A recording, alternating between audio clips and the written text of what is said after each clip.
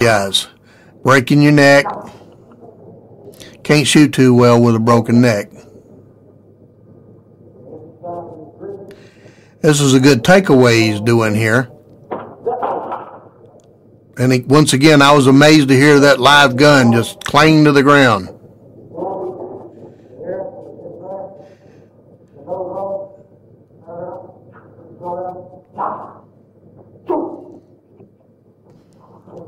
Oh, you can see his passion, how much he loved this.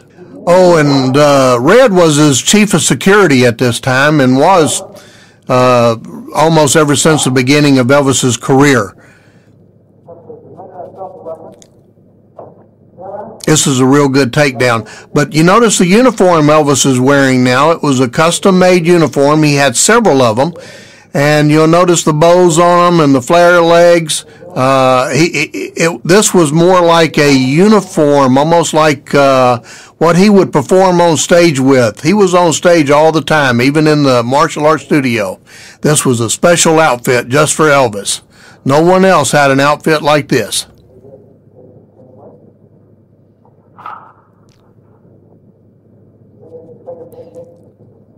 He's talking about his finger techniques again.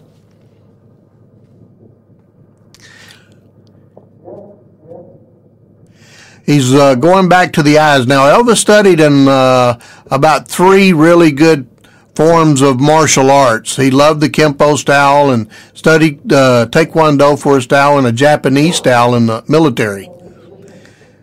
But these hand techniques, they're so quick, you can do literally hundreds of techniques with your hands while only being able to do just a few with your legs. So that's why you see Elvis using these hands a lot. He was absolutely incredible with them.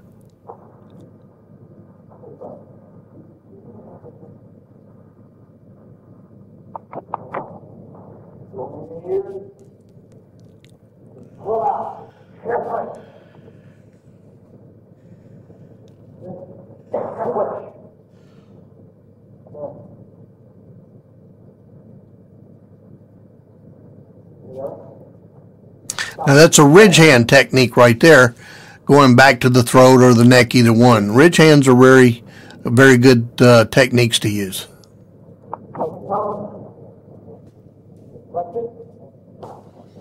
It's a knife hand block. And there's that face strike again, hitting the pressure points in the cheeks.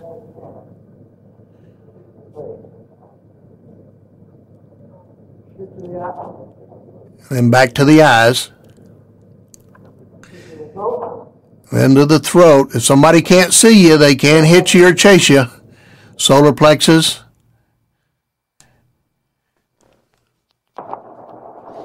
And here they are arriving at the school, the Tennessee Karate Institute.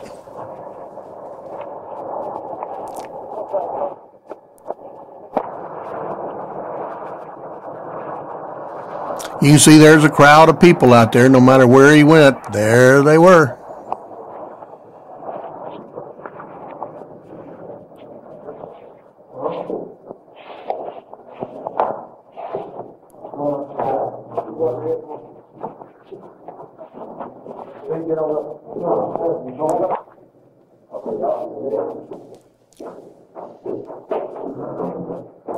This was called Midtown where this was at. Across the street from here is where he bought his furniture for the jungle room at his home.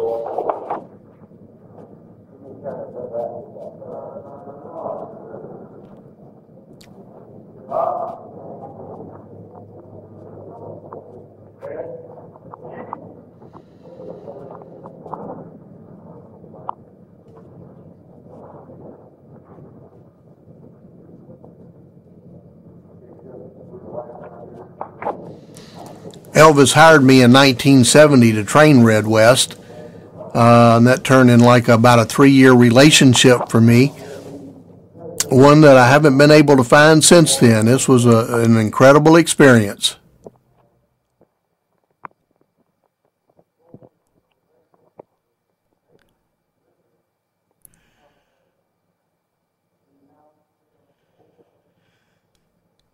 Even at Kong Ree's, Elvis would lead us in meditation. and it was almost like a spiritual event for me. I heard him speak of Bible verses and parts of the Bible that just came to life when I heard him speak them.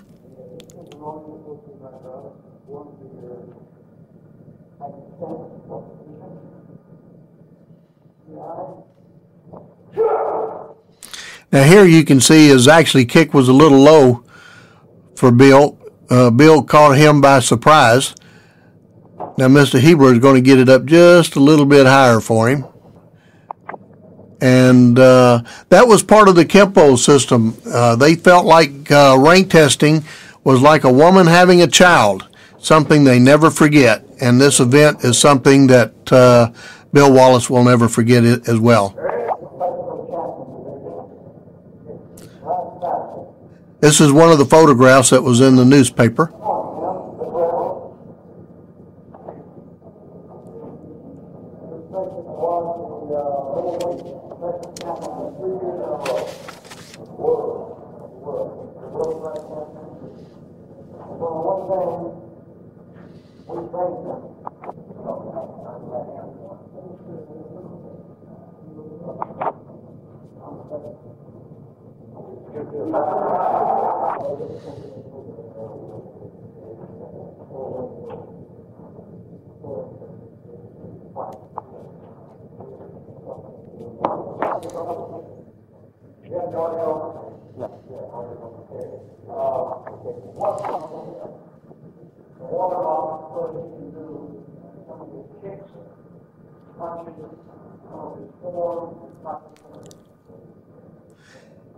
Elvis is talking here about how limber Bill Wallace is. See him stretching his arms out, saying, well, I can do that with my arms. But this was, Bill Wallace was just a real piece of American history, and I'm just glad to be a part of it. And I'm really enjoy being a part of this documentary. I want to thank Graceland for getting this project put out on the market, and I know all the Elvis fans will love it.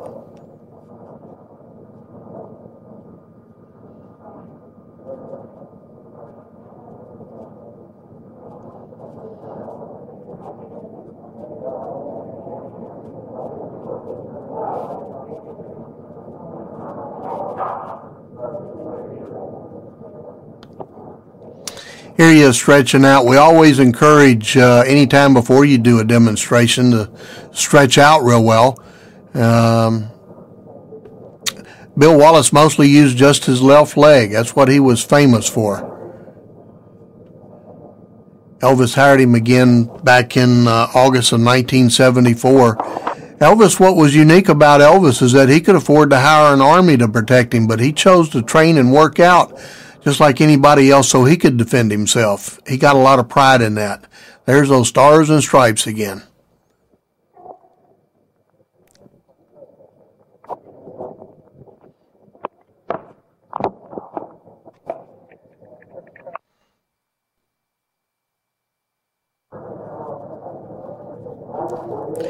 And once again, you can see the balance and just how pretty Bill Wallace is.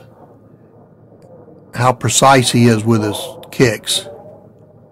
I fought him for the world title, and he beat me in overtime. It was one of these amazing kicks that hit me to the back of the head. I never saw it coming. It happened between my blinks.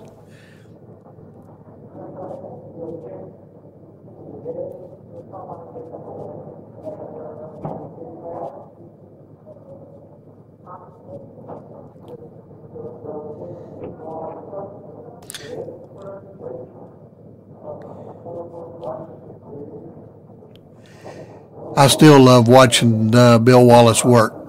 He travels the world doing the seminars, and he's still a joy to view and watch today.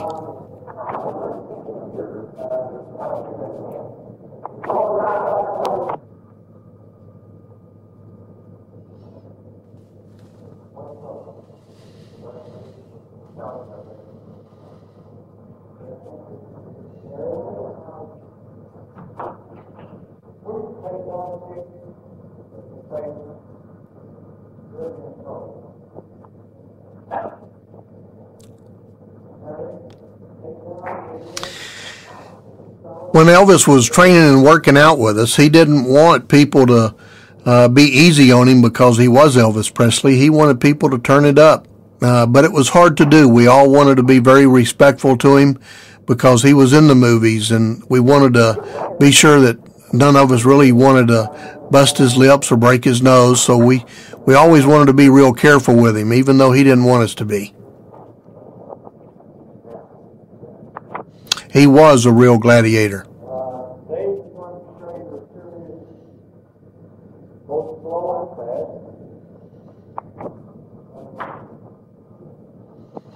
You notice they bowing. Martial arts is a very respectful form that we show. In the Orient, they bow to each other. Here in America, we shake hands, and it's just a way of showing respect. And Elvis was very respectful.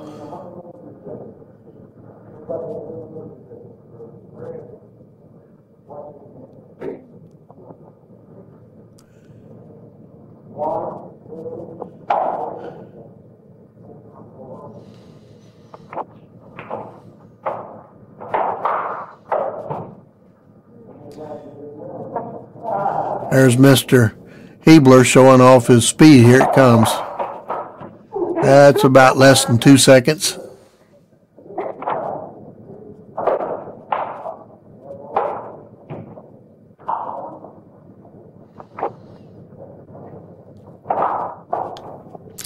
Now, he was one of Elvis's bodyguards as well.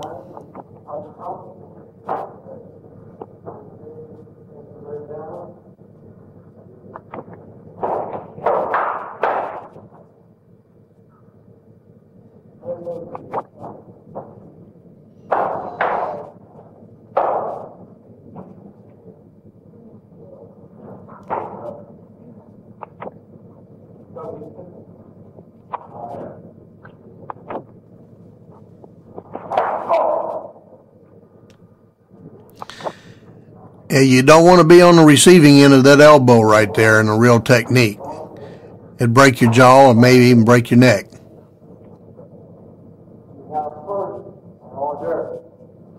He's talking about have your hors d'oeuvres. Have a salad, your main course, and then dessert. He compares it to a meal. The martial arts is a lot like ice cream. There's many different flavors. It all depends on what you like. You got vanilla and chocolate and strawberry.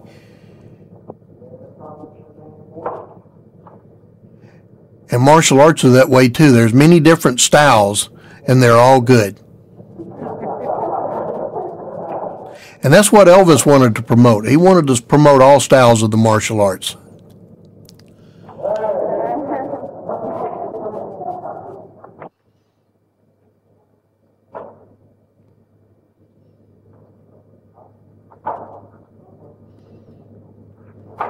And he really wanted to do it through the TCB karate system to where you could use your faith, spirit, and discipline to accomplish anything you want in life.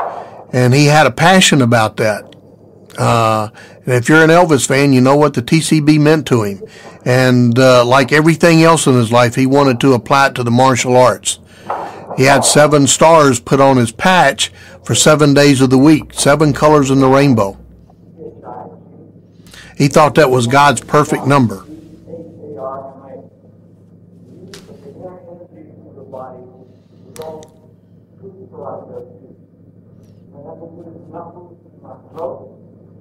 Here he's talking about his inner chi again. He refers to that a lot. And once again,